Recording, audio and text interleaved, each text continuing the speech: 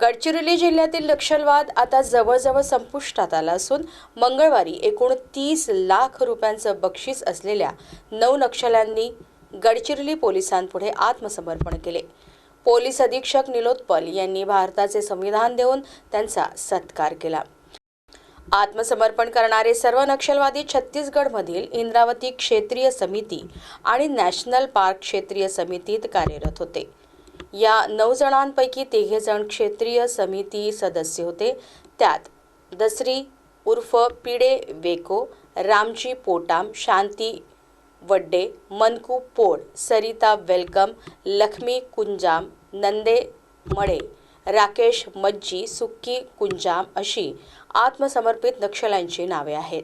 यापैकी शांती वड्डे हिने आपल्या AK-47 रायफल व 30 नग जिवंत काडतुसांसह तसेच सुक्की वामी कुंजाम हिने आपल्या कार्बाइन रायफलसह आत्मसमर्पण केले आहे।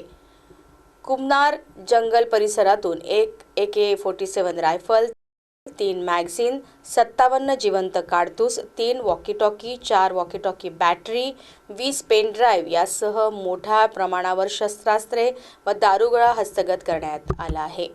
गडचिरोली पोलीस दलाने अतिशय प्रभावीपणे माओवादी विरोधी अभियान राबविल्यामुळे तसेच शासनाने माओवाद्यांना आत्मसमर्पणाची सुवर्ण संधी उपलब्ध करून दिल्याने सन्मानाने जीवन जगण्यासाठी सन 2022 ते आतापर्यंत एकूण 166 जहाल माओवाद्यांनी आत्मसमर्पण केले आहे। या प्रसंगी उपमहानिरीक्षक CRPF अजय कुमार शर्मा, गडचिरोलीचे पोलीस अधीक्षक निलोत्पल उपस्थित होते।